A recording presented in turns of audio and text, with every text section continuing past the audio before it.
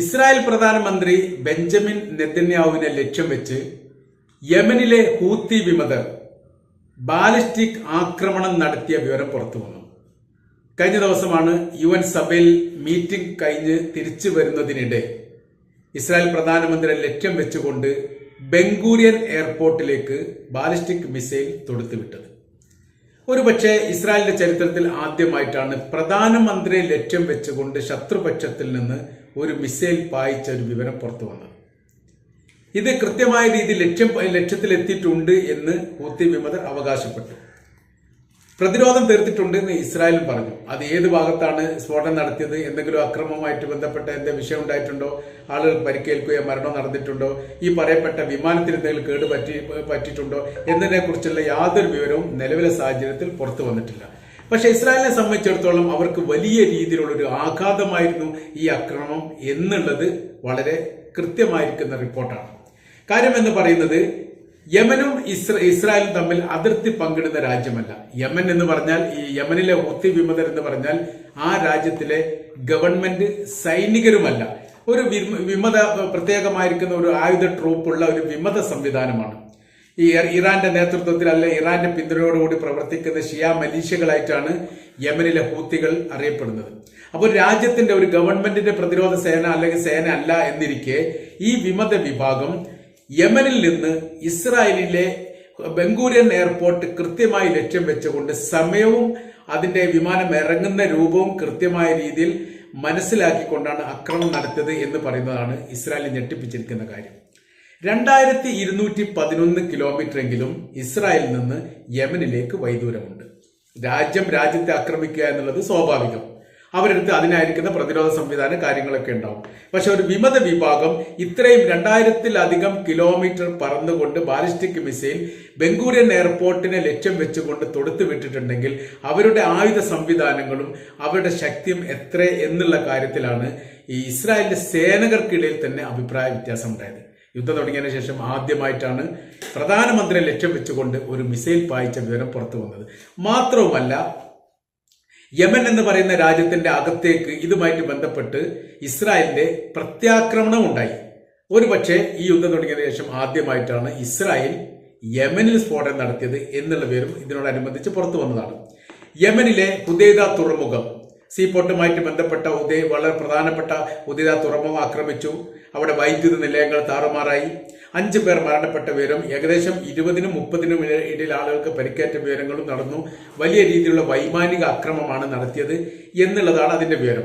ഈ പറഞ്ഞ പോലെ തന്നെ ഇസ്രായേലിനെ സംബന്ധിച്ചിടത്തോളം ഇസ്രായേലിന്റെ അതിർത്തി പങ്കിടുന്ന രാജ്യമല്ല എന്നതിനാൽ 3 രാജ്യങ്ങളെങ്കിലും കടന്നു വേണം യമനിലെത്താൻ എന്നൊരു പ്രത്യേകത ഉണ്ട്. അതിന്റെ അതിർത്തി പങ്കിടുന്ന യമൻ അതിർത്തി പങ്കിടുന്ന സൗദി അറേബ്യയാണ്. സൗദി അറേബ്യ കഴിഞ്ഞാൽ നമുക്ക് ലെബനാൻ, അല്ലെങ്കിൽ ഈജിപ്ത്, അതല്ലെങ്കിൽ ജോർദാൻ. ഈ രാജ്യങ്ങളെയും ടച്ച് ചെയ്തെങ്കിൽ മാത്രമേ ഈ ലക്ഷ്യത്തിലേക്ക് എത്തിക്കാൻ വേണ്ടി സാധിക്കൂ. യമനിലെ ഹൂത്തികൾ അങ്ങനെ ലക്ഷ്യത്തിലേക്ക് എത്തിച്ചിരിക്കുന്നു എന്ന് പറയുന്ന സമയത്ത് അവർ യഥാർത്ഥത്തിൽ ഇസ്രായേലിനെ പോലെ തന്നെ അവിടെ ആരാണോ തങ്ങളുടെ രാജ്യത്തിന് നേരെ ആക്രമണം നടത്തുന്നത് അവരുടെ ലീഡർഷിപ്പിനെ ഇല്ലാതാക്കുക എന്നുള്ളത് ഇസ്രായേൽ എല്ലാ കാലത്തും ചെയ്തു പോരുന്നതാണ്. അതുകൊണ്ട് തന്നെയാണ് ഈ മേഖല കേന്ദ്രീകരിച്ചുകൊണ്ട് ആക്രമണം നടത്തുന്ന സമയത്ത് എല്ലാ സമയത്തും അവർ നിരപരാധികളെ കൊല ചെയ്യപ്പെടുന്നുണ്ടെങ്കിൽ പോലും അവർ പറയുന്നുണ്ട് ഇന്ന നേതാവിനെ, അല്ലെങ്കിൽ ഒന്നുകിൽ ഹമാസിനെ, അല്ലെങ്കിൽ ഹൂത്തികളെ, അതല്ലെങ്കിൽ ഹിസ്ബുള്ള ഗ്രൂപ്പിന്റെ മേധാവികൾ തങ്ങൾ കൊലപ്പെടുത്തിയിട്ടുണ്ട് എന്ന് വെറുതെയെങ്കിലും പറയുന്ന ഒരു രീതി സാധാരണഗതിയിൽ ഇസ്രായേലിന്റെ ഭാഗത്തുനിന്ന് ഉണ്ടാവുന്നതാണ്. ഇതിന് സമാനമായ രീതിയിലുള്ള ഒരു പ്രവൃത്തിയാണ് ഇസ്രായേലിന്റെ ഉന്നതരെ ലക്ഷ്യം വെച്ചുകൊണ്ട് ആക്രമണം നടത്തുക എന്നുള്ളത് ഹൂത്തികൾ ഇപ്പൊ പിന്തുടരുന്ന, അല്ലെങ്കിൽ ഇതിന്റെ തുടർച്ചയായി പിന്തുടരുന്ന രീതിയായിട്ടാണ് മനസ്സിലാക്കാൻ വേണ്ടി പറ്റുന്നത്.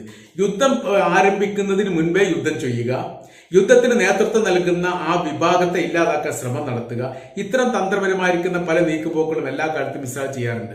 1967 യുദ്ധം തുടങ്ങാനിരിക്കുന്നതിന്റെ 3 മണിക്കൂർ മുമ്പെങ്കിലും ശത്രുപക്ഷത്തിന്റെ യുദ്ധ സംവിധാനത്തെ ആക്രമിച്ചുകൊണ്ടാണ് അന്ന് ഇസ്രായേൽ യുദ്ധം വിജയിച്ചത്. 2 കാര്യങ്ങൾ അതിൽ പറയുന്നുണ്ട്. ഒന്ന്, സമയത്തെ ഈ യുദ്ധവുമായിട്ട് ബന്ധപ്പെട്ട സംവിധാനത്തെ ഒറ്റുകൊടുത്തു എന്നുള്ളതാണ്. ഒറ്റുകൊടുക്കുക എന്നുള്ളതും ഒറ്റുകാരിലൂടെയും ചതിയിലൂടെയും ശത്രുവിനെ പരാജയപ്പെടുത്തുക എന്നുള്ളത് എല്ലാ കാലത്തും യൂറോപ്യന്മാരും ഇസ്രായേൽ ചെയ്യുന്നതാണ്. ഓരോരോ കാര്യം നമ്മൾ എടുത്ത് പരിശോധിച്ചാൽ അത് കൃത്യമായിട്ട് അറിയാൻ വേണ്ടി സാധിക്കും. ഹമാസ് നേതാവിനെ കൊലപ്പെടുത്തിയത് ഒറ്റ തന്നെയാണ്. ഇപ്പോൾ ഹിസ്ബുള്ള ഗ്രൂപ്പിന്റെ മേധാവിയെ കൊലപ്പെടുത്തി എന്ന് പറയുന്നത് കൃത്യമായ രീതിയിൽ ഇവിടെ ഒരു മീറ്റിംഗ് കൂടുന്നുണ്ട്, വലിയ സൈനിക സംവിധാനങ്ങളുണ്ട്, അണ്ടർഗ്രൗണ്ടിലായിരിക്കും. ഈ കാര്യത്തെക്കുറിച്ച് കൃത്യമായ രീതിയിൽ മനസ്സിലാക്കാൻ വേണ്ടി അവിടെ ഈ ഒറ്റ സംഘങ്ങൾ പ്രവർത്തിക്കുകയും അവരിൽ നിന്ന് വിവരത്തിന്റെ അടിസ്ഥാനത്തിലാണ് വലിയ രീതിയിലുള്ള ശക്തമായിരിക്കുന്ന ആക്രമണം നടത്തിയത്. ഹിസ്ബുള്ള ഗ്രൂപ്പിന്റെ മേധാവായിരിക്കുന്ന അസർ നസ്രുള്ളയോടൊപ്പം ആ സമയത്ത് 20ഓളം കമാൻഡർമാരുണ്ടായിരുന്നു എന്നാണ് ഏറ്റവും ഒടുവിലുള്ള റിപ്പോർട്ട് പറയുന്നത്. അവരെല്ലാവരും മരണപ്പെട്ടു പോയിട്ടുണ്ട്. അതോടൊപ്പം തന്നെ തുടർന്നുള്ള ചില സൈനികർ മരണപ്പെട്ടു പോയിട്ടുണ്ട്. അത് കൃത്യമായിരിക്കുന്ന കണക്ക് പറയുന്നില്ലെങ്കിലും 6 മീറ്റർ എങ്കിലും ഭൂമി തുരന്ന് താഴ്ചയിൽ തകരാൻ മാത്രം, അല്ലെങ്കിൽ അവിടെ സ്ഫോടനം ഉണ്ടാക്കാൻ മാത്രം ശക്തിയുള്ള ബങ്കർ ബസ്റ്റർ ബോംബുകൾ ഉപയോഗിച്ചാണ് സ്ഫോടനം നടത്തിയത്. 60 തവണയെങ്കിലും സ്ഫോടനം നടന്നിട്ടുണ്ട് എന്നുള്ളതാണ് വിവരങ്ങൾ പറയുന്നത്. എത്ര തവണ സ്ഫോടനം നടന്നിട്ടുണ്ട് എന്നുള്ളതിന്റെ വിവരങ്ങളൊന്നും ഇസ്രായേൽ പുറത്തു വിട്ടിട്ടില്ല. പക്ഷെ തങ്ങൾ സ്ഫോടനം നടത്തുകയും തങ്ങളുടെ ശത്രുവിനെ പരാജയപ്പെടുത്തുകയും ചെയ്തിട്ടുണ്ട്. തങ്ങൾക്ക് വലിയ രീതിയിലുള്ള മേധാവിത്വം ഉണ്ടാവാൻ വേണ്ടി സാധിച്ചു എന്നുള്ളതും 30 വർഷത്തോളം ഹിസ്ബുള്ള ഗ്രൂപ്പിനെ നയിച്ച ഒരു നേതാവിനെ കൊലപ്പെടുത്താൻ സാധിച്ചു എന്നുള്ളത് തങ്ങളുടെ യുദ്ധത്തിലെ ഏറ്റവും വലിയ വിജയമാണ് ഉണ്ടായത് എന്ന കാര്യങ്ങളൊക്കെയാണ് ഇസ്രായേൽ തന്നെ സ്ഥിരീകരിച്ചത്. പക്ഷെ അവിടുത്തെ വിഷയം എന്ന് പറയുന്നത് ഇപ്പോ ലക്ഷ്യമില്ലാത്ത രീതിയിൽ ഇസ്രായേലിലേക്ക് ആയുധങ്ങൾ അയക്കുന്ന, അല്ലെങ്കിൽ റോക്കറ്റ് വിക്ഷേപിക്കുന്ന പ്രവൃത്തിയാണ് ഹമാസിന്റെ ഭാഗത്തുനിന്ന് ഹിസ്ബുള്ള ഗ്രൂപ്പിന്റെ ഭാഗത്തുനിന്നൊക്കെ ഉണ്ടായത്. ഒരു കൃത്യമായിരിക്കുന്ന ഒരു ലക്ഷ്യം ഉണ്ടാവില്ല, ഏതെങ്കിലും ലക്ഷ്യത്തിൽ പതിക്കും എന്ന തരത്തിലാണ്. പലതരത്തിലും അവിടുത്തെ സൈനിക മേഖലയെയും എയർപോർട്ട്, സീപോർട്ട് പോലെ സ്ഥലങ്ങളെയൊക്കെ ലക്ഷ്യം വെച്ചുകൊണ്ട് ആക്രമണം നടത്തുന്നുണ്ടെങ്കിലും പലപ്പോഴും ആ ലക്ഷ്യത്തിൽ എത്തിയിട്ടില്ല. ഒറ്റപ്പെട്ട ലക്ഷ്യത്തിൽ എത്തിയായിരിക്കുന്ന വിവരങ്ങൾ പുറത്തു വരികയും ചെയ്തിട്ടുണ്ട്.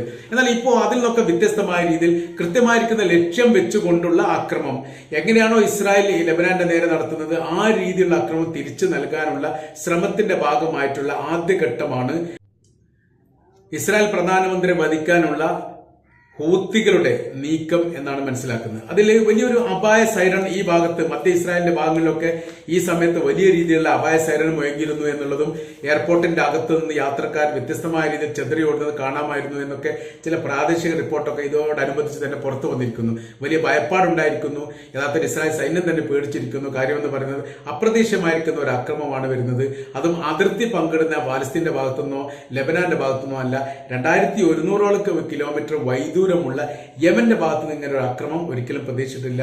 ലക്ഷ്യം കണ്ടുകൊണ്ടുള്ള ആക്രമണമാണ് എന്നുള്ളത് ഏറെക്കുറെ സ്ഥിരീകരിക്കപ്പെട്ടതാണ്. പക്ഷേ ഇത്തരം ഏതൊരു സംഭവം ഉണ്ടായാലും ഇസ്രായേലിന്റെ ഭാഗത്ത് നിന്ന് അങ്ങനെ അക്രമമായിട്ട് ഇസ്രായേലിലേക്ക് അങ്ങനെ അക്രമ സംഭവങ്ങളൊക്കെ ഉണ്ടായാൽ ഒരിക്കലും അവിടെ നടക്കുന്ന അപകടത്തെക്കുറിച്ചോ മരണത്തെക്കുറിച്ചോ അതുമായിട്ട് ബന്ധപ്പെട്ട ഏതെങ്കിലും വിഷയത്തെക്കുറിച്ചോ ഒരിക്കലും ഇസ്രായേൽ പറയാറില്ല. യൂറോപ്യന്മാരുടെ ശൈലി അതാണ്. യുദ്ധവുമായിട്ട് ബന്ധപ്പെട്ട് അവർക്കുണ്ടാകുന്ന നാശത്തെക്കുറിച്ചോ നഷ്ടത്തെക്കുറിച്ചോ മരണത്തെക്കുറിച്ചോ ഒരിക്കലും അവർ പ്രതിപാദിക്കാറില്ല എന്നുള്ളത് പൗരാണിക കാലത്തെ അവർ തുടർന്നു പോരുന്ന രീതിയാണ്. ഇസ്രായേൽ അതിന്റെ തുടർച്ചയാണ് ഇപ്പോൾ ചെയ്യുന്നത്. അതുകൊണ്ടാണ് ഇതുമായിട്ട് ബന്ധപ്പെട്ട് വിമാനത്തിൽ എന്തെങ്കിലും അപകടം ഉണ്ടായിട്ടുണ്ടോ എന്നുള്ളതും എയർപോർട്ടിൽ എന്തെങ്കിലും തകർച്ച ഉണ്ടായിട്ടുണ്ടോ എന്നുള്ള വിവരത്തെക്കുറിച്ചൊന്നും ഒരു വിവരവും ഇപ്പം യഥാർത്ഥത്തിൽ പുറത്തു വന്നിട്ടില്ല. രാഷ്ട്രീയ നിരീക്ഷകർ ഈ വിഷയമായിട്ട് ബന്ധപ്പെട്ട് വലിയ രീതിയിലുള്ള അഭിപ്രായങ്ങളൊക്കെ രേഖപ്പെടുത്തിയിട്ടുണ്ട്. ആ രേഖപ്പെടുത്തി ഒന്നും സ്ഥിരീകരിക്കപ്പെടുന്നതല്ലാത്തത് കൊണ്ട് നമ്മൾ ആ കാര്യത്തെക്കുറിച്ചൊന്നും സംസാരിക്കുന്നില്ല. അപ്പൊ ഇപ്പോഴത്തെ വിഷയം എന്ന് പറയുന്നത് വലിയ വൈദൂരമായിരിക്കുന്ന മിസൈൽ ഉപയോഗിച്ചുകൊണ്ട് ആക്രമിക്കുക എന്ന് പറയുന്ന സമയത്ത് ലക്ഷ്യം തെറ്റിയാൽ സാധാരണക്കാർ മരിക്കുന്നിടത്തേക്ക് കാര്യങ്ങൾ പോകുന്നു എന്നുള്ളതാണ്. ഇപ്പോൾ പല ഘട്ടത്തിലും നടന്ന ആക്രമണവുമായിട്ട് ബന്ധപ്പെട്ട് ഇസ്രായേൽ ഏതെങ്കിലും സാധാരണക്കാരായിരിക്കുന്ന ആളുകൾ മരണപ്പെട്ടു പോയിരിക്കുന്ന വിവരങ്ങളൊന്നും പുറത്തു വന്നിട്ടില്ല. ഇപ്പോൾ അതിർത്തിയുമായിട്ട് ബന്ധപ്പെട്ട് വീണ്ടും സംഘർഷാവസ്ഥ നിലനിൽക്കുകയാണ്. പറയുന്നത് 70,000-ഓളം ഇസ്രായേലിയരെ ലെബനാന്റെ അതിർത്തിയിൽ നിന്ന് യുദ്ധത്തോടനുബന്ധിച്ചുകൊണ്ട് ഇസ്രായേൽ സർക്കാർ തന്നെ പിൻവലിച്ചിരുന്നു. അവർ രണ്ടാമത് കുടിയിരുത്താൻ വേണ്ടിയിട്ടാണ് ഈ യുദ്ധം എന്ന് ആദ്യഘട്ടത്തിൽ പറഞ്ഞിരുന്നു. ഇപ്പോൾ വീണ്ടും അവിടുന്ന് 25,000-ഓളം ആളുകൾ വീണ്ടും പ്രദേശം വിട്ടുങ്ങായിട്ട് ഇസ്രായേലിന്റെ മേഖലയിലേക്ക് വന്നിരിക്കുന്നു എന്ന വിവരങ്ങൾ പുറത്തു വന്നു. എന്ന് വെച്ചാൽ 100,000-ഓളം ആള് ഇപ്പൊ യഥാർത്ഥത്തിൽ കുടിയിരുത്താൻ വേണ്ടിയിട്ട് നിലനിൽക്കുന്നവരായിട്ടാണ് കാണാൻ വേണ്ടി സാധിക്കുന്നത്. ഇത് വലിയ രീതിയിൽ പ്രതിസന്ധി ഇസ്രായേൽ ഉണ്ടാക്കും.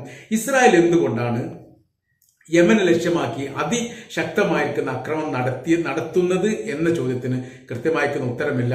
വലിയ രീതിയിലുള്ള പ്രയാസങ്ങളോ വലിയ രീതിയിലുള്ള അക്രമത്തിന്റെ നാശനഷ്ടങ്ങളോ ഇസ്രായേലിന്റെ എയർപോർട്ടുമായിട്ട് ബന്ധപ്പെട്ട് ഉണ്ടായിട്ടുണ്ടോ എന്ന ചോദ്യം വളരെ പ്രസക്തമായിട്ട് നിലനിൽക്കുകയാണ്. യുദ്ധം കഠിനമാവുന്നു എന്ന് പറയുന്ന സമയത്ത് മരണസംഖ്യ എല്ലാ കാലത്തും അറബ് മേഖലയെ കേന്ദ്രീകരിച്ച് കൂടുതൽ ഉണ്ടാവാറുണ്ട്. ഇപ്പോഴും അങ്ങനെ തന്നെയാണ്. നാശനഷ്ടത്തെക്കുറിച്ചുള്ള വ്യക്തത വരുന്ന സമയത്ത് അതും അറബ് രാജ്യത്തെ കേന്ദ്രീകരിച്ചാണ് ഉണ്ടാവാറുള്ളത്. പക്ഷേ വലിയ ഈ ഭാവിയുമായിട്ട് ബന്ധപ്പെട്ട് നോക്കുന്ന സമയത്ത് ഇസ്രായേലിനൊക്കെ ആ രാജ്യം ആ രാജ്യത്തെ പോലെ തന്നെ നിലനിർത്തുക എന്നുള്ളത് ഇനി വല്ലാത്ത ഒരു പതിറ്റാണ്ടുകളോളം വലിയ ശ്രമകരമായിരിക്കുന്ന സ്ഥിതിയിലേക്ക് മാറിയിരിക്കുകയാണ്. ഇസ്രായേലിൽ നിന്ന് ലോകരാജ്യങ്ങൾ അകന്നു പോവുകയാണ് ഓരോരോ നിമിഷവും എന്നുള്ളത് വ്യക്തമായി തെളിയിക്കുന്നതാണ് UN സഭയിൽ ഇസ്രായേലിന്റെ പ്രധാനമന്ത്രി നെതന്യാഹു പ്രസംഗിക്കുന്ന സമയത്ത് ഡസൻ കണക്കിന് രാഷ്ട്രത്തിന്റെ പ്രതിനിധികൾ, നയതന്ത്ര ഉദ്യോഗസ്ഥർ ആ സഭ വിട്ടുപോയ രംഗം ലോകത്ത് വളരെ വ്യാപകമായ രീതിയിൽ ചർച്ച ചെയ്യപ്പെട്ടതാണ്. പറയുന്ന കാര്യം, ഒരു രാഷ്ട്രത്തിന്റെ ഭരണാധികാരി പ്രസംഗിക്കപ്പെടുന്ന സമയത്ത് ആ സഭ ബഹിഷ്കരിക്കുന്ന ഒരു സംഭവം ഒരുപക്ഷെ UN സഭയുടെ ചരിത്രത്തിൽ തന്നെ ആദ്യമാണ്. അപ്പൊ യുദ്ധത്തിന്റെ കെടുതികളും അതിന്റെ ദുരിതങ്ങളും അതിന്റെ ദുരന്തങ്ങളും കൃത്യമായി മനസ്സിലാകണമെങ്കിൽ ഒരുപക്ഷെ വർഷങ്ങളെടുക്കും എന്നുള്ളത് ഈ വിഷയവുമായിട്ട് ബന്ധപ്പെട്ട് നമുക്ക് മനസ്സിലാക്കാൻ വേണ്ടി സാധിക്കുന്നതാണ്.